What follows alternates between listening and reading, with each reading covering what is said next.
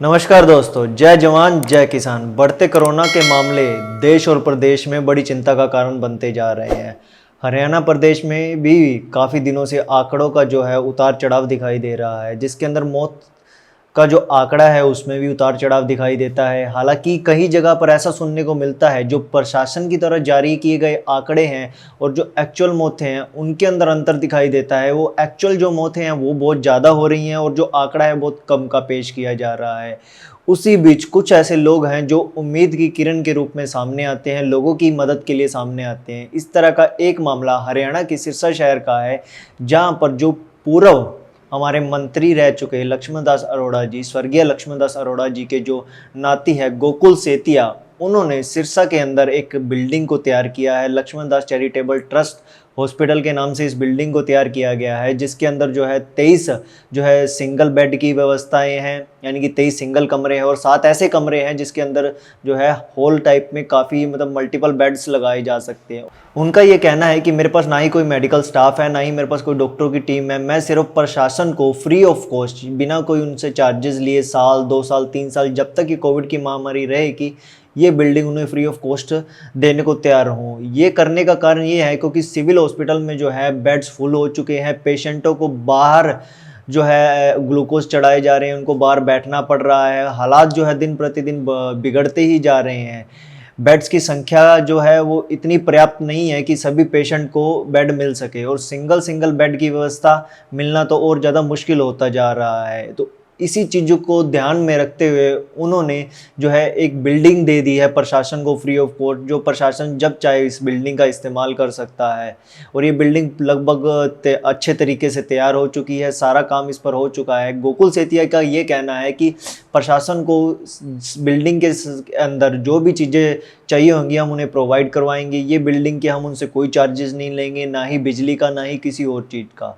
वो सिर्फ हमें अगर चाहें तो स्टाफ प्रोवाइड करवा दे, ताकि जो मरीज है जो मर रहे हैं उन्हें बचाया जा सके, जिनको बेड नहीं मिल रहे हैं उन्हें बचाया जा सके। इस बारे में गोकुल सेतिया ने क्या कहा, आइए सुनते हैं। जी, इसके अंदर हमने तकरीबन 30 रूम्स का सेटअप किया है, जिसके अंदर 23 रूम्स जो हैं वो छोटे हैं और 7 बड़े हॉल हैं। और हमने हॉल के अंदर तकरीबन 3 बेड की व्यवस्था करी है और जो 23 रूम्स हैं वो हमने इस प्रकार से सेट किए हैं कि हर रूम में एक पेशेंट रह सके, ताकि एक तो इन्फेक्शन का डर ना रहे और एक थोड़ा सा एक जो माहौल क्रिएट हुआ पड़ा है आजकल के, अगर कोई पेशेंट को हॉस्पिटल ले जाएंगे तो वो शायद ही वापस आए, क्योंकि एक तो थोड़ा सा इतना हॉरिबल एटमॉस्फेयर क्रिएट हुआ पड़ा है कि एक दूसरे को देखकर ही लोग ज़्यादा बीमार हो रहे हैं कि क्या किस तरीके की व्यवस्था है और किस तरीके से इन्फेक्शन फैल रहा है। तो हमें ये है कि हम 23 रूम्स जो हैं वो सिंगल पेशेंट को प्रोवाइड कराने का काम करें और उसी हिसाब से हमने इसका सेटअप किया है। कब तक तैयार हो जाएगा सर हॉस्पिटल? जी, हॉस्पिटल आज बिल्कुल तैयार है। आज बस इसका क्लीनिंग का काम पूरा चल रहा है और हर प्रकार से तैयार है। हम गवर्नमेंट को अगर गवर्नमेंट चाहे कि कल ही इसको लेना है तो हम कल ही इसको देने को तैयार हैं। सर, उपचार की मैं बात करूं तो क्या खर्च रहेगा या किस तरह उपचार होगा? देखिए, हम ये चाहते हैं कि हम इस हॉस्पिटल को हम गवर्नमेंट को दें। हम चाहते हैं कि सिविल हॉस्पिटल के अंदर अंडर ये हॉस्पिटल आए, सिविल हॉस्पिटल वाले इसको ले लें जितने टाइम के लिए, जितने समय के लिए वो लेना चाहते हैं, बेशक साल के लिए 2 साल के लिए, फ्री ऑफ कॉस्ट हम इस हॉस्पिटल की सेवाएं देने को तैयार हैं।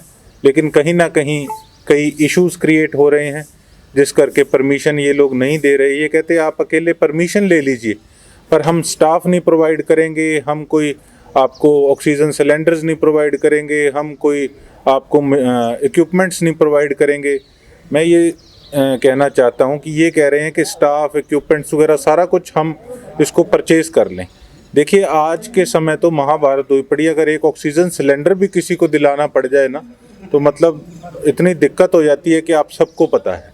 और अगर हम यहाँ पर स्टाफ रखेंगे जिनकी पे स्केल ही आप मान के चलते हैं कि छोटे हॉस्पिटल के अंदर भी पे स्केल 15 से 20 लाख के करीब चला जाता है, और इक्विपमेंट्स का भी सिस्टम जो है वो भी आप समझ सकते हैं कि नए काम के अंदर कितनी दिक्कतें आती है।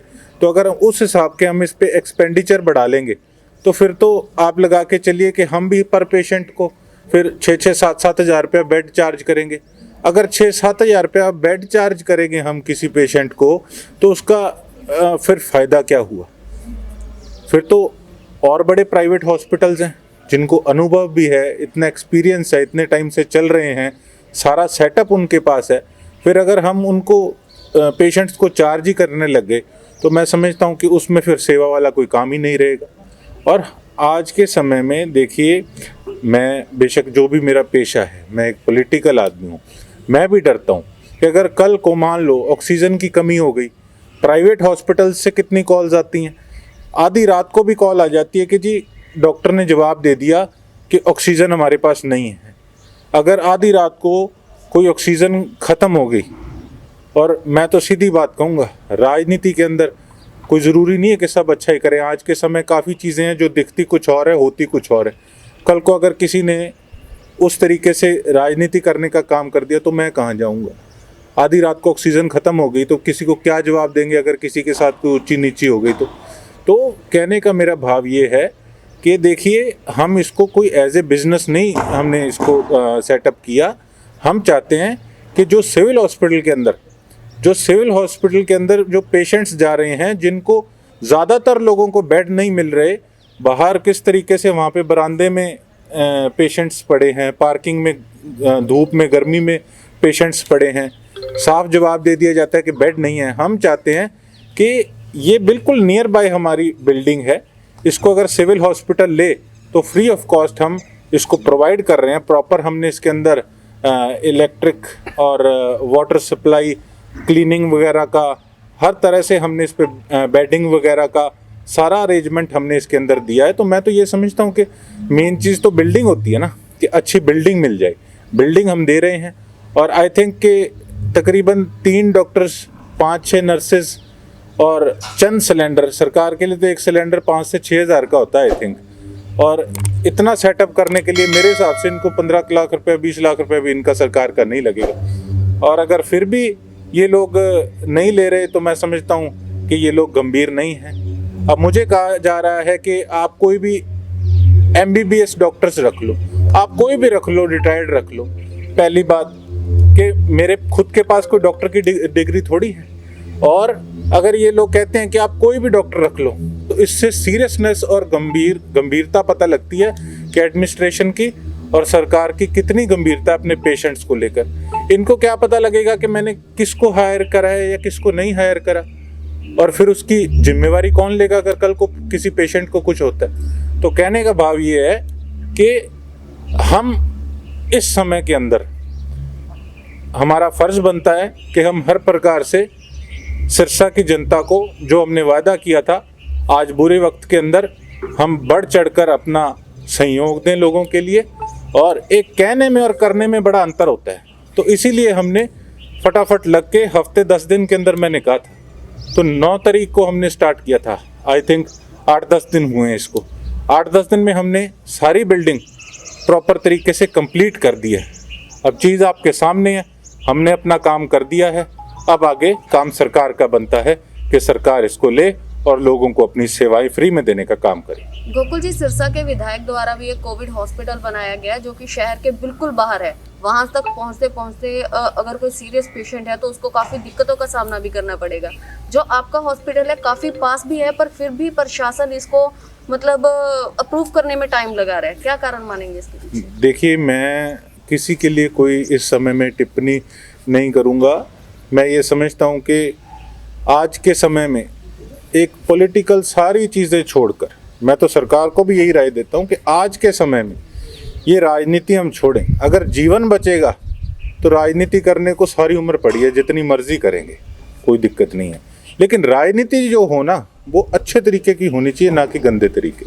आज हाँ जी गोकुल जी, एक बात ये है कि आप कह रहे हैं कि आप ये हॉस्पिटल जो है गवर्नमेंट को प्रोवाइड करवाना चाहते हैं तैयार करके, ताकि कोविड के दौर में काम आ सके, लोगों की जान बच सके। प्रशासन ये कह रहा है कि आप MBBS डॉक्टर की आप स्थापना किए, तो फिर ये तालमेल स्थापित कैसे बनेगा, कैसे इसके ऊपर तालमेल बन पाएगा? देखिए, मैं आपको वही कहना चाह रहा हूँ कि दिन में तकरीबन 500 कॉल्स आते होंगे। सारा दिन हम प्रयास करते हैं कि किसके लिए हम क्या कर सकें। तो 100 में से 50% काम बड़ा ज़ोर लगा के कराते हैं, 50% काम नहीं भी होते हैं। और कई तो ऐसे पेशेंट्स भी हैं, हम अपनी कोशिश कर ही रहे थे लेकिन वो बीच में एक्सपायर हो गए। तो खुद को इतनी शर्मिंदगी होती है कि आखिर सिस्टम जा कहाँ रहा है। पेशेंट्स सिविल हॉस्पिटल के बाहर स्ट्रेचर पे पड़े हैं, वहाँ पर जगह मिल नहीं रही है और वो एक्सपायर हो रहे हैं। इससे बुरे हालात और क्या होंगे। तो मैं तो देखो, मैं कहता हूँ वो मैं करता हूँ, और जितना कर सकूँ उतना मैं कहता हूँ। उससे ज़्यादा मैं फालतू हवाबाजी में विश्वास नहीं रखता। From the very first day I just said one thing कि मैं बिल्डिंग प्रोवाइड कराना चाहता हूँ। आज शहर के बिल्कुल नज़दीक है, सिविल हॉस्पिटल के बिल्कुल नज़दीक है, पार्किंग की कोई किसी प्रकार की यहाँ पर प्रॉब्लम नहीं है, अच्छा वातावरण है हर प्रकार से, और सोशल डिस्टेंसिंग के हिसाब से भी हम देखें तो खुली जगह है, यहाँ पे आराम से पेशेंट्स का ट्रीटमेंट हो सकता है। और बात रही डॉक्टर्स की और स्टाफ की, तो देखो वही बात है कि सिलेंडर तो एक नहीं मिल रहा। हॉस्पिटल चलाना आज के समय में कोई मजाक नहीं है। और जैसे कि मैंने कहा कि अगर एडमिनिस्ट्रेशन और गवर्नमेंट चाहे तो उनके लिए कोई बड़ी बात नहीं है। मैंने बताया ना 6000 का एक ऑक्सीजन सिलेंडर है, और 3 डॉक्टर और 5-7 नर्सेज का स्टाफ भी अगर यहाँ पर ये लोग सेटअप कर दें तो एक बहुत बड़ी बात होगी। इनके लिए बड़ा इजी है और उससे लोगों का बहुत भला होगा। मेरा काम था बिल्डिंग तैयार करके देना। आज के समय अगर कोई सोचे कि 30 रूम्स की बिल्डिंग, तो मैं समझता हूँ कि कहीं ना कहीं बड़ा मुश्किल उस चीज़ को मतलब होता है सेटअप करने में। लेकिन हमने जो सेवाएं देनी है, हम अपना क्या योगदान इस बुरे वक्त के अंदर लोगों को दे सकते हैं सिरसा की जनता के लिए, तो हमने अपना काम जो है वो बखूबी करके दिखाया है। अब गवर्नमेंट का, एडमिनिस्ट्रेशन का काम है कि वो अच्छे ढंग से इसको सेटअप करने का काम करे। तो जैसा कि आपने देखा, गोकुल सेठी ने बताया कि उन्होंने बिल्डिंग की सोच के साथ रखी है। उनका यही कहना है कि मैं वही चीज़ अनाउंस करूंगा जिन चीज़ों को मैं पूरा कर सकूं। तो हम आपसे यही प्रार्थना करेंगे, आप घरों में रहें, सुरक्षित रहें, घरों से जब भी निकले मास्क पहनकर निकले, और घरों से तभी निकले अगर बहुत ज़रूरी काम हो। इसके अलावा सैनिटाइज़र का प्रयोग करें। और अगर आप कोविड से ठीक हो चुके हैं और आप सभी पैमानों पर खड़े उतरते हैं प्लाज्मा डोनेट करने के लिए, तो आप अपना प्लाज्मा जरूर डोनेट करें। अगर आप ये वीडियो हमारी फेसबुक पर देख रहे हैं तो हमारे पेज को फॉलो करना ना भूलें। अगर यूट्यूब पर देख रहे हैं तो सब्सक्राइब करें और बेल आइकन जरूर दबाएँ। धन्यवाद।